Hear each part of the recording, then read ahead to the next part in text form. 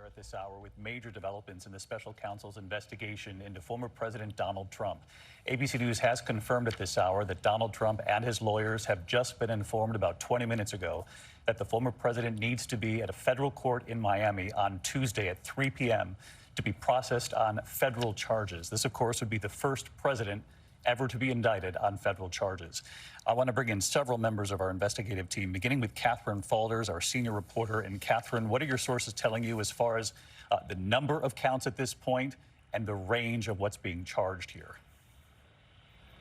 David, we're learning from our sources that there appears to be at least 7 counts here. This ranges from everything from the willful retention of national defense information to conspiracy to a scheme to conceal to false statements and representations.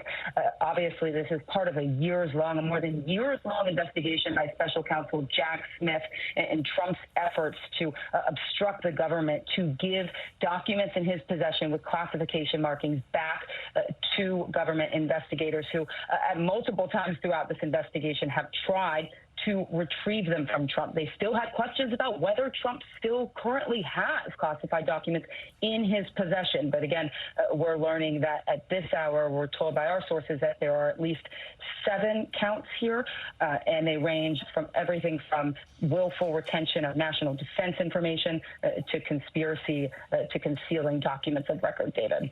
Catherine Faulders, our senior investigative reporter with our investigative unit, again reporting just moments ago that Donald Trump, the former president, and his lawyers have been told to appear in a federal court in Miami next Tuesday. 3 p.m. is the time we're told, but we're still reporting this out. Catherine's reporting so far at least 7 counts. Again, our team working on this, at least 7 counts ranging from obstruction to willful retention to conspiracy, also part of the initial reporting on what could be coming from the special counsel. I want to get right to our Chief Justice correspondent, Pierre Thomas, working his sources over at the Justice Department. And Pierre, what are you learning from the people you're talking with? Well, David, we have been told by sources who have been following the case that Trump is expected to appear on Tuesday to be processed in connection with these charges. And we've been told by multiple sources that the special counsel has specifically been focusing on efforts to illegally retain classified documents and producing evidence to show that Trump also willfully obstructed the government's efforts to get those documents back. And David, I can put this in perspective. This is perhaps one of the most consequential investigations the Justice Department has done in recent memory. We're talking about investigating a former president who's seeking to be reelected. They knew this was one of the most consequential cases that they've ever pursued, and I'm told that they have built a case month by month to produce compelling evidence to lay out in detail what Trump did in terms of taking the documents from the White House and then what he did in response to a government subpoena to return those documents.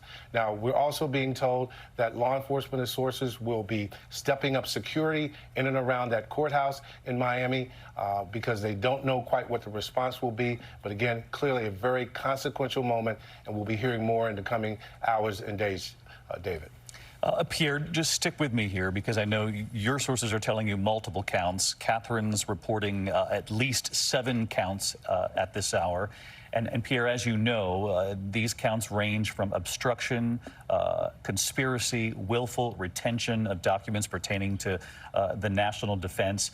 What does this tell you? It would seem it involves more than just the former president when you hear conspiracy being listed as one of these potential multiple counts here.